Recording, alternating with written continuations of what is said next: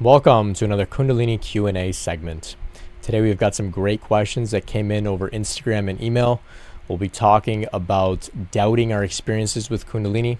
I think it's a very common experience that we all have, questioning whether our Kundalini awakening phenomena is valid, whether we're going crazy or not. So we'll talk about this, squash some doubts, and also acknowledge that it's a healthy, natural, normal thing to experience from time to time as well. We'll also talk a little bit about whether there is the potential for a warrior to use the power of Kundalini, to tap into it, to support them on their mission, on their purpose as a warrior. Some exciting, fun things to contemplate. So we'll get into that in a second. I had a lot of great questions come in once I put out the call. I appreciate you all for engaging with me. I really love doing this. I'm learning a lot as I respond to these questions, and so many people out there seem to be giving some great feedback about them as well. So thank you so much. I appreciate your patience as I get through all the questions here. I hope that nobody's in a state of crisis or looking for an urgent response. There's a lot of questions here, and I've got a lot going on. And so I will get to the questions when I get to them. But if you're looking for some prompt support in the moment, maybe you're going through a really difficult time, the best place to reach me to get that type of support is over a Zoom call. I offer one-on-one meetings. You can find out about them on my website, brentspirit.com/sessions.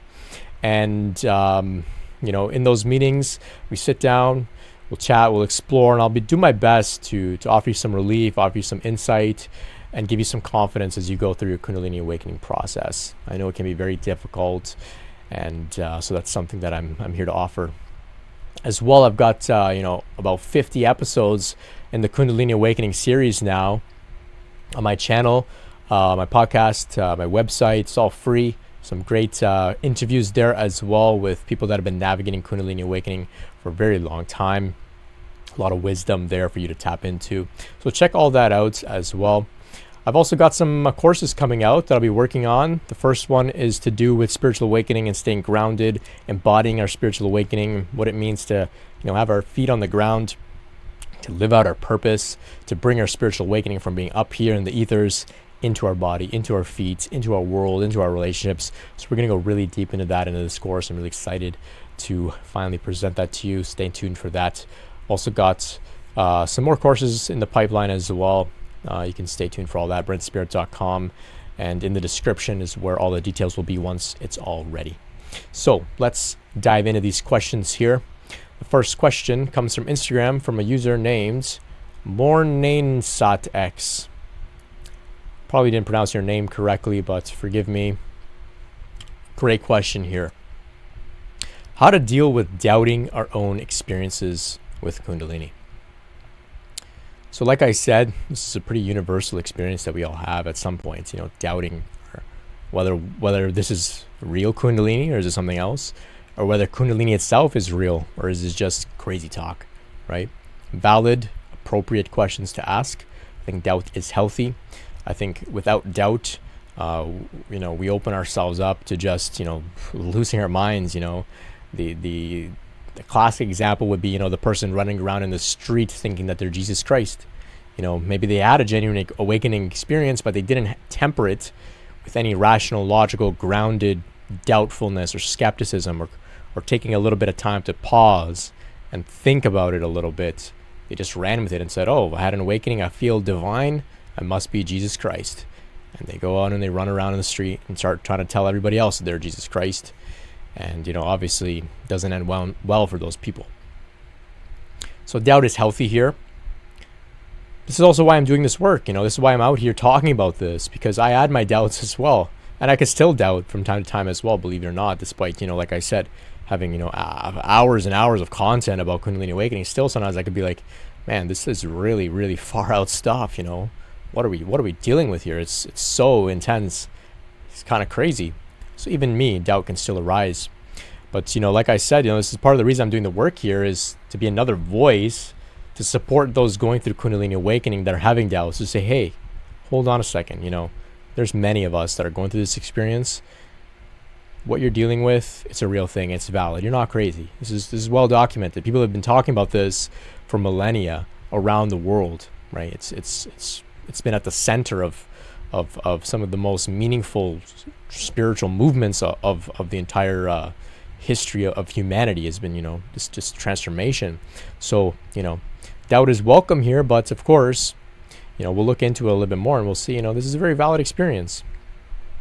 So when we talk about Kundalini awakening, what are we talking about here? We're talking about, an energy that's going to awaken in you, and it's going to move through your system and transform your system and take you from being just a mundane biological human being to being a spiritual biological human being. So like embodying your spiritual nature while still remaining as a biological human being.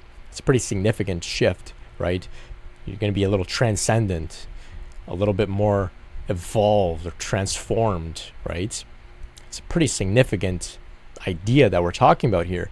So it's only natural to doubt it, right? It's kind of like if you told like a bunch of caterpillars, like, hey, one day you're going to be a butterfly.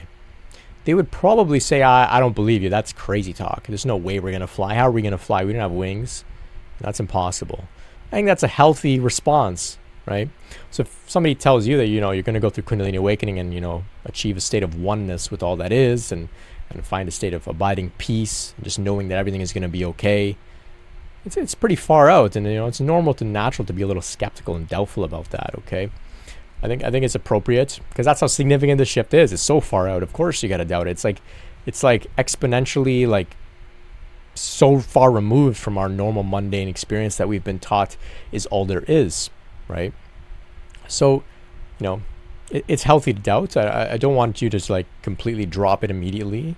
It's useful here, and doubt is useful because through doubt we move through our awakening process. We doubt, we question, we discern, we use our judgment, we hesitate a little bit, and it's through that time that we take to hesitate a little bit that our awakening gets deeply integrated, right? And so once we move through the doubt, then the awakening becomes so deeply integrated that it can't be shaken because we tried to shake it ourselves. We tested it.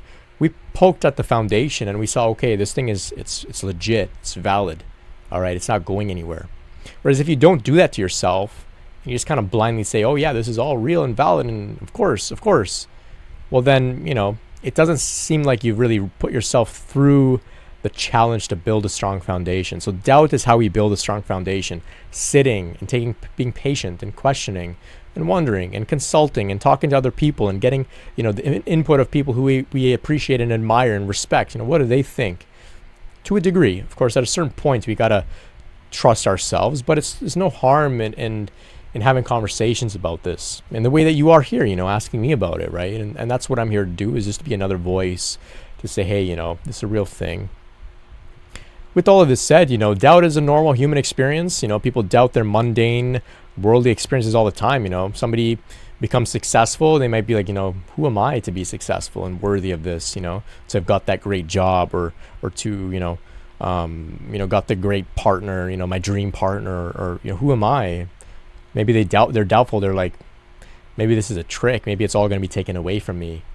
So doubt arises even in these respects. It all has to do with maybe unworthiness. Maybe as kids, maybe people told us, you're not good enough, you're not worthy enough, or maybe they told us, good things only come to people who work really, really hard, or people who are perfect.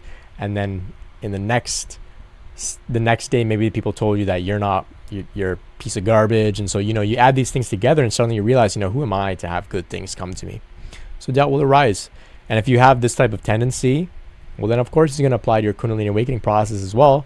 Maybe it would apply to, like I said, maybe if you got you want your dream job, you'd have doubt. Somebody says, hey, you want to become self-realized, you'll have doubt. It's normal. We all have these to some degree. Nobody's perfectly confident and accepting of all of the great things that, life wants to give us. It's a very normal, universal experience to have some doubt. So you don't have to be so hard on yourself if you're questioning, some of the things you're dealing with, okay? With that said, we can look a little bit more specifically at Kundalini awakening. Maybe you're doubting what you're experiencing because on some level you understand the implications. Because if Kundalini really is real and valid for you, you might have to do a lot of reconsideration of some of your beliefs, some of the things you believe about reality, some of the things you understand about, who you are, what it means to be a human being, your potential, your purpose. All of that's going to have to be a little bit reconsidered, reevaluated. Your beliefs about God.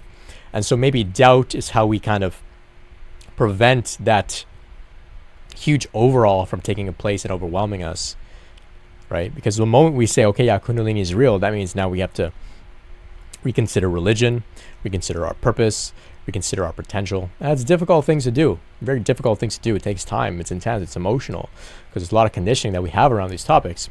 So maybe doubt is serving to maybe delay that, so you can kind of take it at a slower pace, which is fine, which is normal. It's okay. I think that's very reasonable, right? Because you're gonna have to reconsider a lot of stuff.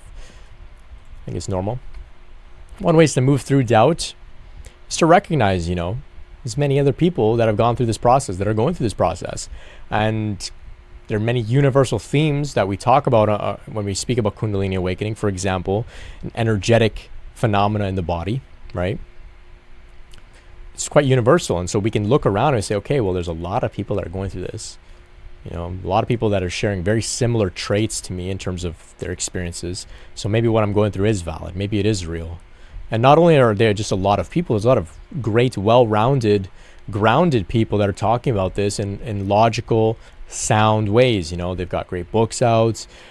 Maybe there's, not to toot my own horn or anything, but maybe they got like a podcast or videos. They're talking about this, and maybe they're people you respect, and you can say, okay, well, these people don't look like they've lost their minds. They don't look like they're making it up. And even if they were all making it up, what are the chances that all of these people throughout history around the world would have been making up the exact or very similar things? Talking about this energy awakening, the chakras, deep states of meditation. It doesn't make sense that all of these people would be making up the same thing. And why would they make it up, right? What were they going to get out of it, right? So, you can ask these questions, and you can be in the company of other people that have gone through this process, and to know you're not alone, right? And so when I say be in the company of other people, I don't mean quite literally in physical company. I mean just become aware of the books that are out there. You don't even have to read them. Just know that there are books out there. There's talks out there. There's communities out there where people are sharing and celebrating this process, and also, mourning and grieving the pain that comes through this process. And so you can find people out there that are also going through it, and you can say, okay, I'm not alone. I'm not going crazy, right? That's very important. Just knowing that you're not alone will help to relieve some doubt. And like I said, that's why I'm doing this work here. The moment that I first met a person in person who had gone through this process was, extremely, extremely relieving for me, because for the first little while as I was going through this, I thought I was alone. I thought I'd broken my body, broken my brain. I thought I was damaged. There's doubt. I'd heard about Kundalini, but I was doubting, whether what I was dealing with was Kundalini or not. And so it's very important, I think, to explore and be in the company of other people. Doesn't mean you have to talk to them. Doesn't mean you have to connect with them. No, just know that they're out there. Just know that they're out there. And doubt is very healthy, normal. I think it's important here to be skeptical and to question, and not to take things blindly. No blind faith here. This isn't like a believe what everybody else is saying without questioning and thinking for yourself. No, you must think for yourself on this path. You must, because eventually you become your own authority, your own master, and all the answers you find, they're all within you, right? So you must eventually come to that point, and you come to that point by experiencing a little bit of doubt. Normal, healthy stuff. Great question. Thank you so much. I really appreciate it. Hope that's been a useful answer for you. Next question here comes from Lotta Klar on Instagram, and they ask, is everybody to be awakened after going through a Kundalini awakening? This is an interesting question. I think it comes down to semantics. Some could argue that there are many stages of awakening, infinite stages. Maybe there are some traditions that have a bit more of a finite amount of stages, but it's not this binary thing where it's just like you're either awakened or asleep. There are levels to awakening. And so your question here is everybody going to be awakened after going through a Kundalini awakening?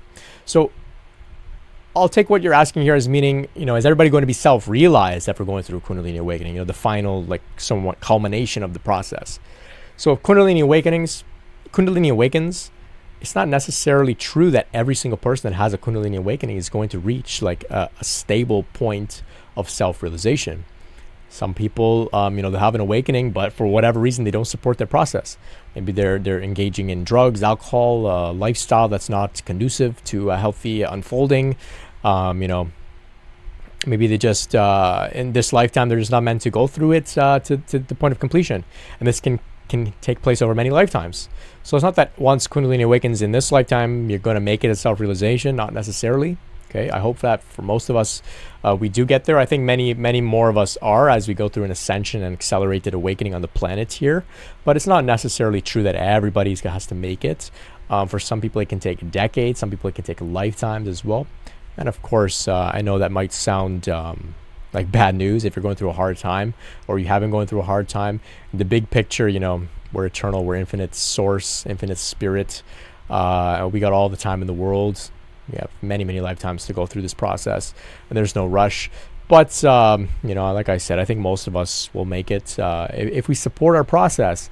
And that means, adapting our lifestyle to recognize that we're going through a significant spiritual transformation and making some changes in our lifestyle. Maybe that means cutting out behaviors that just aren't serving us anymore.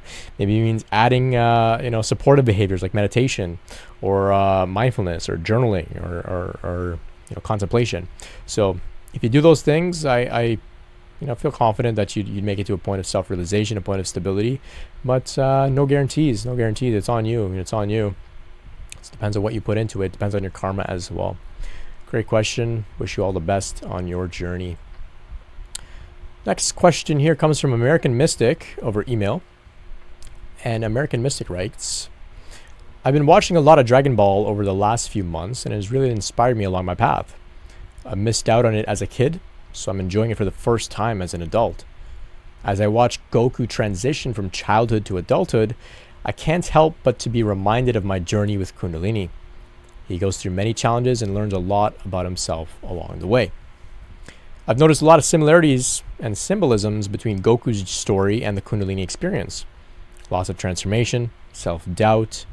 There's that doubt topic coming up again. Discovering one's true power and potential, encountering and clearing impossible obstacles, learning one's strength, union of mind and body, etc. There seem to be hundreds of parallels. The question that keeps coming up for me in a variety of different ways is more or less this. Do you think there is a relationship between Kundalini and great warriors? Do you think a warrior can have an awakened Kundalini, given war itself alludes to the act of killing? I've never heard of this subject being discussed, and I'd be curious if you had any thoughts on it. Thanks. Great stuff, American Mystic. Interesting parallels here. I used to watch Dragon Ball Z as a kid, and I think I was too young to really understand the significance of what I was watching. And I remember just every night it would be on just before bedtime, and I would just watch it, have no idea what was happening. The next day, kids at school would be talking about it, and I would pretend to know what they were talking about. No clue. And I would just watch it. I would just stare at the screen, just watch it. No idea what was going on, but it was cartoons, so it was interesting as a kid. But anyway, I am generally familiar with Dragon Ball Z, and right off the top here, we can recognize the dragon, right? So the dragon seems to be the symbol from China and that part of the world to represent this Kundalini. So we see it in some parts of the world as a snake, as a serpent. Sometimes it's the sea serpent. I think in South America they have the Kukulkan, which is like a feathered serpent, like a serpent / bird. It's like a dragon type depiction. But of course in China there we got the dragon, right? And here in Dragon Ball Z it's very obvious, the dragon, right? And so the dragon also has a lot of mystical properties, right? It flies, it's it's elusive, and so I think the dragon is the same thing as the Kundalini. I've had some experiences in which dragons have showed up for me in mystical experiences and whatnot, and so it's not unheard of to associate the dragon with Kundalini. Before we get into talking a little bit about some of the specifics of your question here, I just want to talk briefly about the hero's journey. So the hero's journey in general, briefly, if you're not familiar with it, Joseph Campbell, he studied myths and legends from around the world throughout history, and he boiled those myths and legends down to one basic model, which he called the monomyth, or the hero's journey. And it's basically the process by which a character in a myth, a play, a legend, a movie, a story, a TV show goes through the unknown, goes through the known world, and then they're called on an adventure into the unknown. And in the unknown, they learn different lessons. They go through a death and rebirth process, and then they return, reborn, transformed back into the known world, where they now have to integrate their lessons, begin to share with other people, and that sort of thing. So this is a pretty common storyline that we see around the world. And the reason that people talk about the reason that people would tell legends and tales, and even that the reason that it shows up in movies and films, is because the hero's journey, the monomyth, that's our journey. That's the human journey, right? So in Harry Potter, we see he's living in the known world in his aunt and uncle's house. He gets a call to adventure. The letters come in, hey, come to Hogwarts. He goes into the unknown world, which is new and exciting. It's the magical world, the wizard world. He learns all the lessons. He gets transformed. He defeats Voldemort or whatever, and then he comes back transformed. We see it in the Matrix. Neo's working in the office. He gets a phone call. You want to find out what the Matrix is. He goes out, leaves the known world, the known corporate mundane world, the Matrix, and then he leaves the Matrix. He learns a lot. He goes through lessons. He dies and is reborn, and then he returns back to integrate what he's learned. Same theme must be going on here in Dragon Ball Z, in the way that you described. Goku's journey of transformation and self-doubt and discovering his potential and clearing obstacles. Same thing going on here, the hero's journey. So not to dismiss your point here, I actually want to say, yeah, you recognize a real theme here, and it's symbolic of the Kundalini awakening journey as well. This is the hero's journey as well. We go from being just ordinary human beings to suddenly getting a call through Kundalini awakening or some spiritual development to go out and explore things that we haven't yet explored. We go through challenges, we're transformed, we go through maybe the dark night of the soul, which is the death and rebirth process. We come out on the other side transformed, and we integrate that back into the world. This is the story of Jesus Christ. He dies on the cross, comes back reborn. This is the story of the Buddha. He leaves his known world of the palace to go find out what suffering is. He meditates on the Bodhi trees, dies and is reborn, comes out on the other side transformed. This is the hero's journey. This is all good stories are based on the hero's journey. And so, of course, it's here in Dragon Ball Z as well. And, of course, it relates to your journey, too, because you're on the hero's journey. We all are, if we're going through this process especially. But we see it in more mundane ways as well, in people's career, the artist's journey, relationships, all that kind of stuff. The hero's journey is an incredible model. I invite everybody, if you haven't explored it, check it out. It's a very good map for navigating life with trust and confidence, and to understand what the hell is going on. It's not just random stuff. But anyway, I digress here. So, yeah, like we said, the dragon is Kundalini, of course. And your question here, do you think there's a relationship between Kundalini and great warriors? Do you think a warrior can have awakened Kundalini, given war itself alludes to the act of killing? I absolutely think so, yeah. So in the past, back when spiritualism and these ideas were more out in the open and were more revered and understood, I think that there were people with very deep understanding of Kundalini awakening and this energy and how to use it and tap into it in very specific ways that we've now lost. Just because they were living in a society that was open to these ideas, and so they were afforded the ability to really explore deeply. Today, you mentioned the word Kundalini and people think you lost your mind, right? But back then, people knew about this, and I think it was more in the open, and so people were able to develop very deep and profound understandings, which I think for the most part today has been lost. If not lost, it's very secretive with just a very few traditions that do not publicly talk about this stuff, and they don't accept just anybody off the street to be initiated into their lineage. But I think that they did have deep understanding, and so what they would do was manipulate Kundalini to only rise to about Manipura chakra, which is the third chakra, right? So we have root chakra, sacral chakra at the genitals, and then Manipura, which is is it Manipura? Yeah, solar plexus, okay? Solar plexus, just before the heart, right?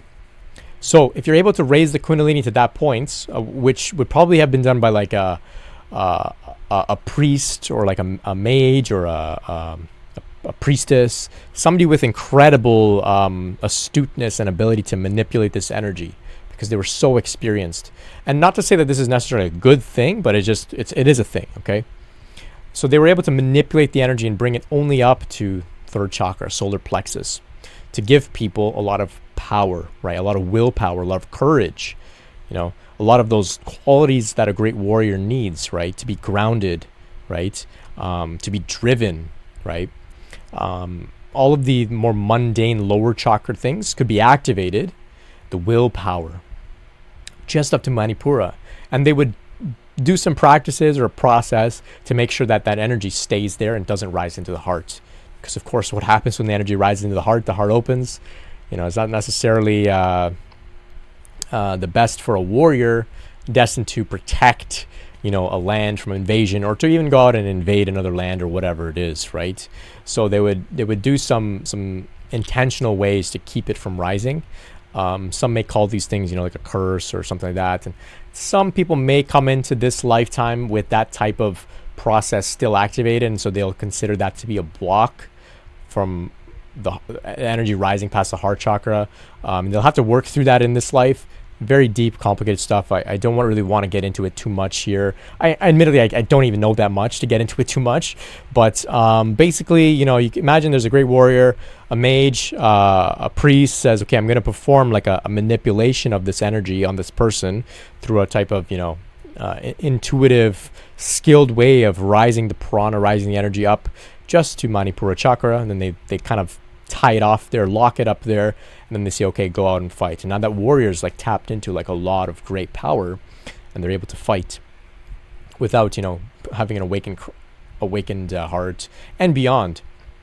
So these things were known because people, like I said, they were able to, they were afforded the ability to really explore these things in depth without people coming in and questioning and doubting and getting in the way and making it hard for them.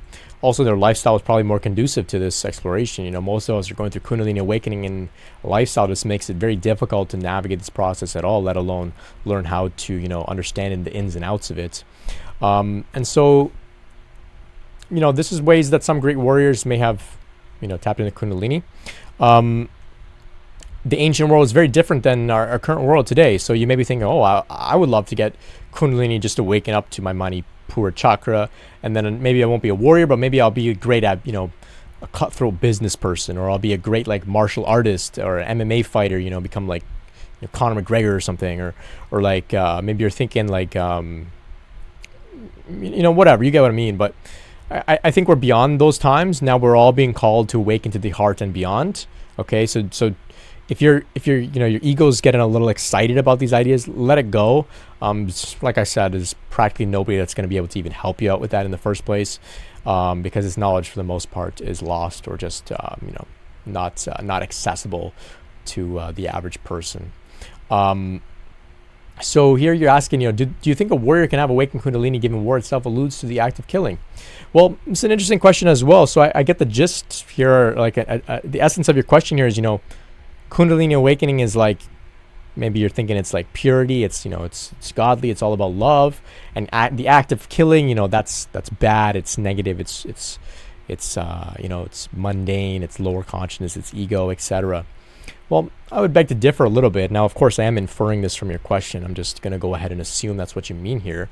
But you could argue here that warriors are not just mindless killers. You could say a warrior was somebody there to defend and protect, right, the people that they care about, protect their country or their tribe or their community, right? And so maybe they need to have that energy awakened and be activated very much in Manipura chakra so that they are great warriors, and that's their purpose and mission in life. And that's what Kundalini wants of them, to be a great protector. And maybe protection means killing. Maybe it means like a brutally killing. And who's to say that that's wrong or bad or evil? If it's done out of protection and the willingness to stand up for what's right against injustice, I think it's valid, and it's not coming from ego, and I think it's inappropriate, and I don't see anything wrong with that. So in the Vedas, in in the material that comes out of India, we see all of the deities. They're great warriors, right? They have weapons, they're strong. They have all the values of warriors, right? If you look at Kundalini, you look at Kali. Kali, the goddess, she's a warrior. She's ready to fight demons, to kill these demons, right? To go to war with them, right? And she's using all of those lower chakra powers to do so, you could say. There's nothing wrong with that. In fact, I appreciate Kali because Kali's helped me a lot to clear my own demons and to defend me and protect me. And I know that she's out there looking out for me, and I feel confidence that I can relax, right? So there's nothing wrong with warriors here. It's not that they're ego or evil or anything like that in this context, right? The great deities of yoga, great deities of India have been warriors, and they've been admirable, right? If you look at Bhagavad Gita, a great sacred text, it's about a war. It's about a war, and Arjuna's a warrior, and he is, about to start this war, and it's his duty to signal the war has begun. And he looks out on the battlefield and he sees, if I signal this war, that this war has begun, these people are going to die, and I'm going to be the one that's responsible. And Krishna has to appear as his charioteer to talk him into beginning the war. So Krishna appears and says, hey man, get on with the drama, start the war. These people, their destiny it's already decided. It's okay. War is part of the life, it's part of the drama and experience of life.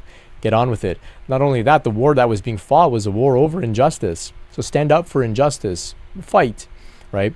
And so there's an explicit conversation about Kundalini in Bhagavad Gita, as far as I understand, but it's there.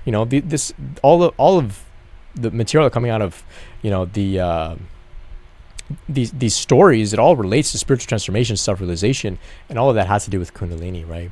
And so, of course, we can embody the qualities of a warrior in our own life with awakened Kundalini, right? Even though maybe our Kundalini is rising beyond the heart, the throat chakra, third eye, crown, right? We can still tap into strong willpower. Maybe it's the willpower to accomplish our goals, our mission, our purpose, to be protective. Just because you have a Kundalini awakening and, maybe you're a great meditator, open crown chakra, you go deep into meditation.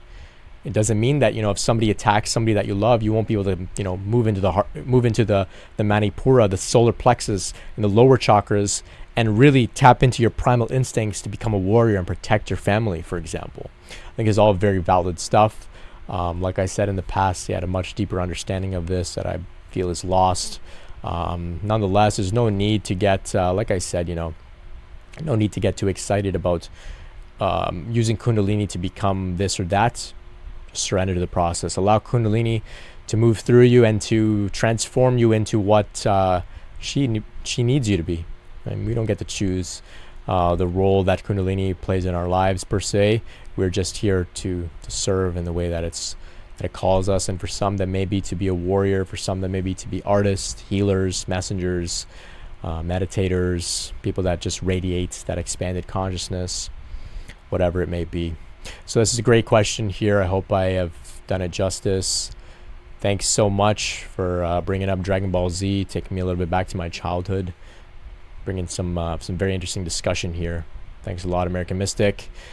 And that will wrap today's Q&A session. Appreciate everybody for tuning in. If you've got a question, you can reach me via Instagram @BrentSpirit or email info@BrentSpirit.com. Like I said, please be patient with me as I get through your questions as well. Visit BrentSpirit.com for more free content, to learn how to meet with me one-on-one, to check out the upcoming courses. The links will be in the description. And until next time, much love and peace.